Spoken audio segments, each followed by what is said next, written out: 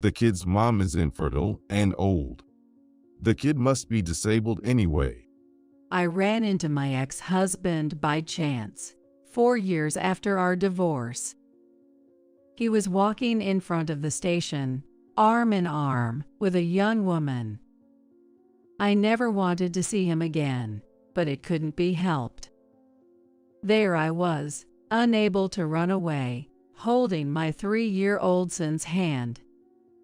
Is that kid mine? I told you not to have it. It's none of your business anymore, is it? Sure. I have no intention of acknowledging him. Just don't bother me. He's just the worst kind of man. Deep down, I'm so glad I left him. But the woman next to my ex has been acting strange this whole time. Her face is pale, and her lips are trembling. She's frightened. Is that your child? She muttered. Who could have imagined the turmoil my son and I were about to be drawn into? My name is Natalie, a 46-year-old office worker. Now, it's just me and my 3-year-old son Max living together. He was born when I was 43, through a pregnancy, at an advanced stage, but he's growing up healthy and strong, which makes me incredibly happy. I often think to myself how glad I am to have had him. When the biological father found out I was pregnant, he told me to get an abortion. Those were truly tough and painful days. I was reminiscing about those hellish days. After graduating from college, I got a job at a company and worked as the CEO's secretary. I hate to toot my own horn, but I was good at being considerate, and the CEO valued me highly. During that time, I met the CEO's son, Ethan. I caught Ethan's eye. Natalie, it was love at first sight. Please marry me.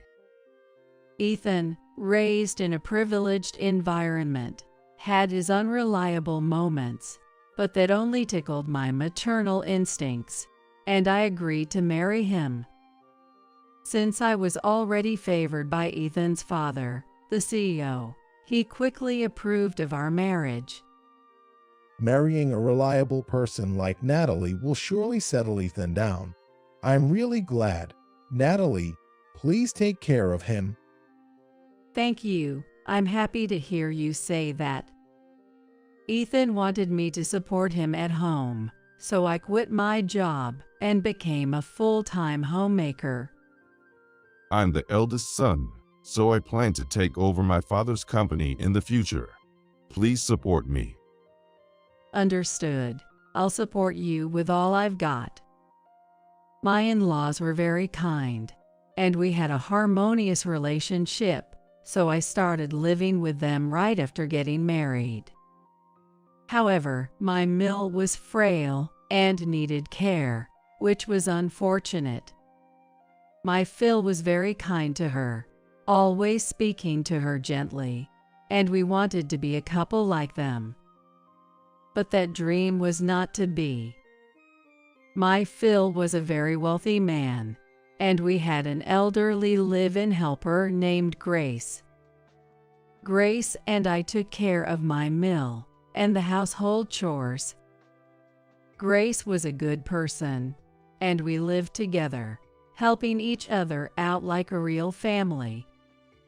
Natalie, thank you always. I only had a son, so having you feels like having a real daughter, and it makes me happy. Thank you. I lost my parents early, so being treated kindly by you and my in-laws makes me feel grateful to be part of this family. My parents died early in an accident, so I was raised by my grandparents. My grandparents passed away as if they were waiting for me to find a job, so I was truly grateful to have met my in-laws. My married life was smooth sailing, But my husband's business affairs were not going so well. Though my husband intended to take over the company, his father felt Ethan was not up to the task in terms of management. As a result, my Phil was quite strict in his guidance towards Ethan. My dad never trusts me. He refuses to retire. As long as he's active, I can't become the president. My husband complained discontentedly. A few years later, ominous clouds began to gather over my marriage. Even after 5 years of marriage, we were unable to have children. Ethan blamed me. Why can't you have kids? All my friends had kids right after getting married. It's embarrassing that I'm the only one without kids. That's not fair. It's wrong to just decide it's my fault. There's no way the problem is with me. It has to be your fault. The conversation was futile. He baselessly decided that the infertility was my fault. While my husband was like this, my in-laws never pressured us about having children. I could tell they were considerate of me. They must have wanted to see their grandchildren too.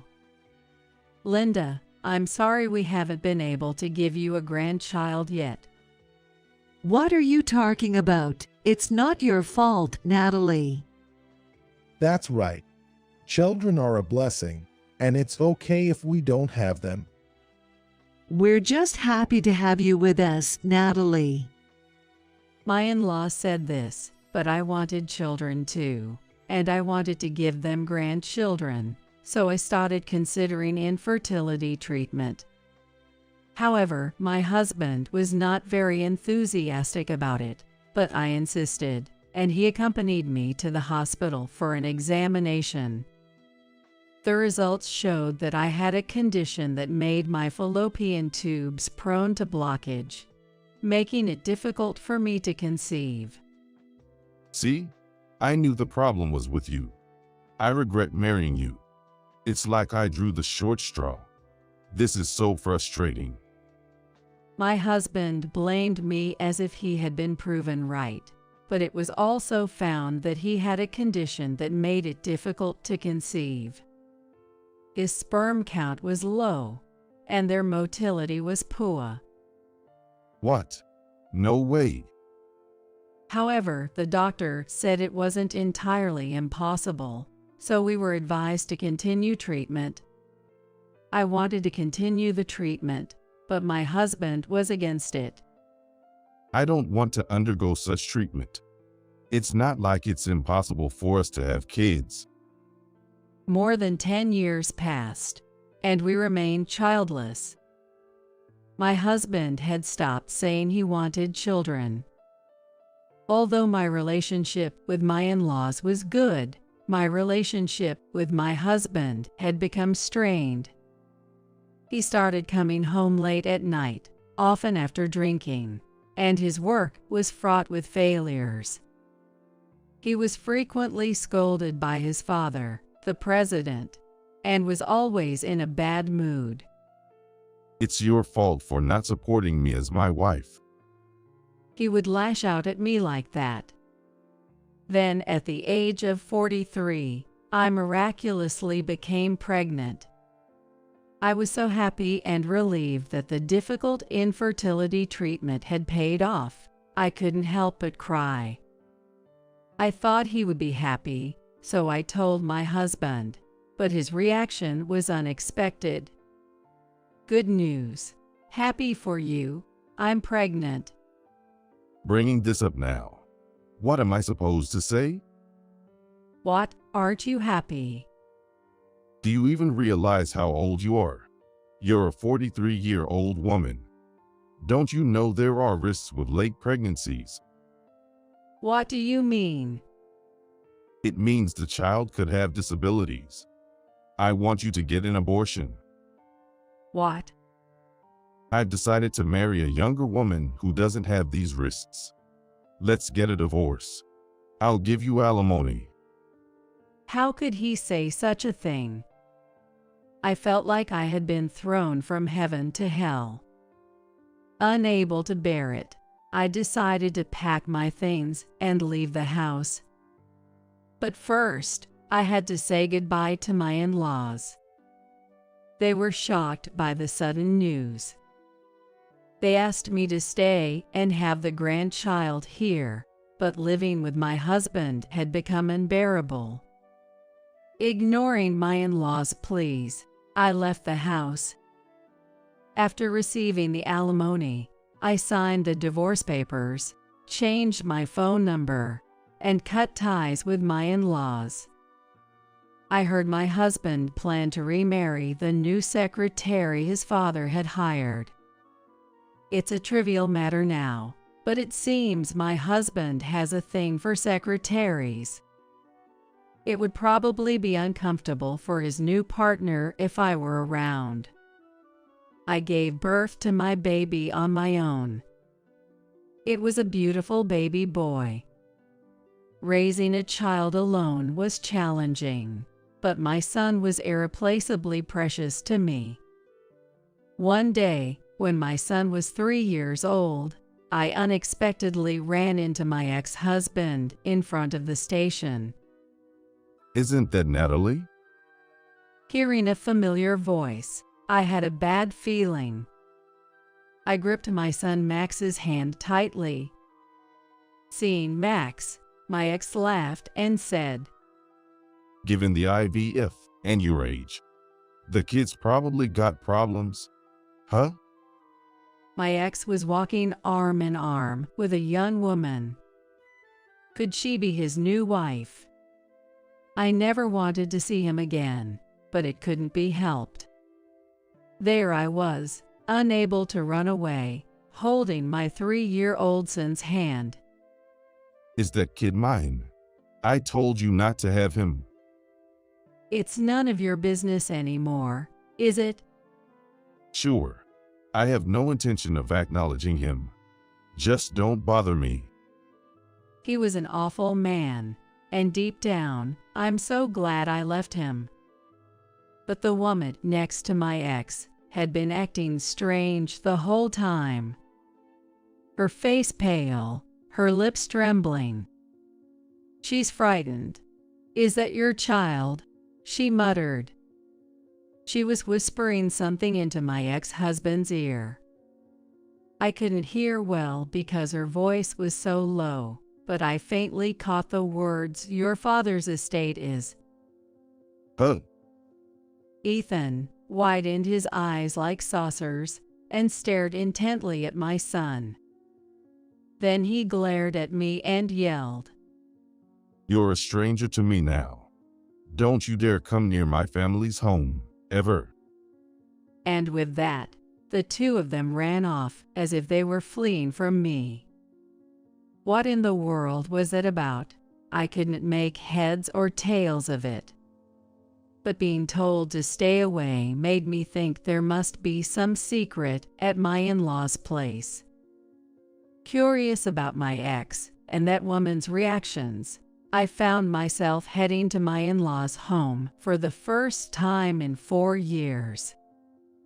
The helper, Grace, greeted me with tears in her eyes, saying, "It's been so long, madam. I'm so glad to see you." My Mill had passed away 2 years ago, and my Phil was bedridden due to illness. Seeing me, my Phil was overjoyed despite his frail condition. But he looked haggard and pale and sick. You've come at last, Natalie. I've been looking for you everywhere. David, it's been a while. I'm sorry for not visiting sooner. And who is this boy? This is Max. He's 3 years old now. So, you had Ethan's child. I nodded firmly. My Phil tenderly stroked Max's head with a look of affection. He then handed me a business card, urging me to visit a lawyer. The lawyer was a close friend of my Phil. Following my father-in-law's advice, I visited the lawyer and was shocked by the startling truth he revealed. 2 months later, I received a call from Grace, the household helper, informing me of my father-in-law's passing. She also shared some intriguing news with me. 3 days later, dressed in mourning clothes, and with my son by my side, I headed to the funeral service. The ceremony had already started, with my ex-husband delivering the eulogy. The young woman I had met previously was standing close by him. My father may have passed away, but I will be taking over the company and protecting it firmly, along with Molly, my father's secretary. We will also build our family together, so I ask for your support. He spoke without shedding a tear, delivering his speech with gusto. During the eulogy, Ethan noticed me and my son and shouted in surprise, Natalie, what are you doing here? Get out. This place isn't for you. Ethan ordered his employee to drag me out of the funeral hall. I was upset at how rudely my own son was being treated, even though I had Max with me, but I couldn't resist when several men started pulling at my arms. The mourners were shocked by the commotion, looking at us with a buzz of whispers. Please, everyone, be quiet. The person who stopped the commotion. It was a lawyer who had been of service to my Phil for many years. There is a will that the late president asked to be announced at his funeral. Stop it. There's no need to say it. I, his only son, will inherit everything. Ethan tried to stop him, but the lawyer ignored him and began reading the will. The contents were shocking. The company was to be left to the vice president, who had worked hand in hand with the president to grow the company. As for his son Ethan, lacking in managerial talent, he was advised to work under the vice president. His estate was to be left entirely to the child born to his ex-wife, me, if there was one, appointing me as the guardian. I was not surprised, as the lawyer had informed me of everything in advance, but the mourners were in an uproar. Ethan's fiancée bit her lip, her eyes darting around in confusion. She was working as a secretary to my Phil, so it seems that she knew the contents of the will by some means. So when she first saw Max, she was shocked because she thought Max would take away the inheritance. What about my position then? People going to jail don't have a position to worry about. What? What are you talking about? I know why your dad suddenly fell ill. Ethan looked at me, his face turning pale, glaring at me as if he saw a demon. In fact, I had heard from the helper, Grace. She saw Ethan and his fiancée Molly putting flowers in my father-in-law's food. Grace found it suspicious and secretly took photos with her cell phone. I got those photos from Grace, and after researching online, discovered that the flower is highly toxic. It's a common flower, but both its stem and root are poisonous, and even drinking water from a vase with this flower can be lethal. That's a lie. You made this up. There's photographic evidence and a witness, so there's no escaping it. Ethan, cornered, was desperately thinking of a way out. Then he began to shout. It's not my fault. It was Molly. She instigated everything. He tried to shift the blame onto his fiancée Molly. Molly panicked. You were the one who said we couldn't become the president until your father was gone and asked for my cooperation. You said you overheard Dad and the lawyer discussing leaving the estate to Natalie's son, which is why I felt I had no choice but to do what I did to Dad. It's your fault. How dare you blame me? You were the one who brought the poisonous flowers, not me. Both of them ended up confessing everything. They effectively admitted their guilt in front of all the mourners. Ethan, in a complete about-face, began apologizing to me. Natalie, I'm so sorry. Please, tell everyone this was all a lie. My life is over if the police get involved. I beg you. It's too late for that. I've already submitted the evidence to the police. They should be arriving any minute now. Leaving behind a wailing Molly and a stunned ex-husband, I left the scene. I heard the sound of a police car approaching. I didn't want Max to witness any more of his father's disgrace. Subsequently, my husband and Molly were taken away by the police. The crime of taking his father's life is serious, and he has no remorse, so it will take him many years to get out of the fence. With the inheritance left by my Phil, I bought a house in the suburbs where I now live with my son.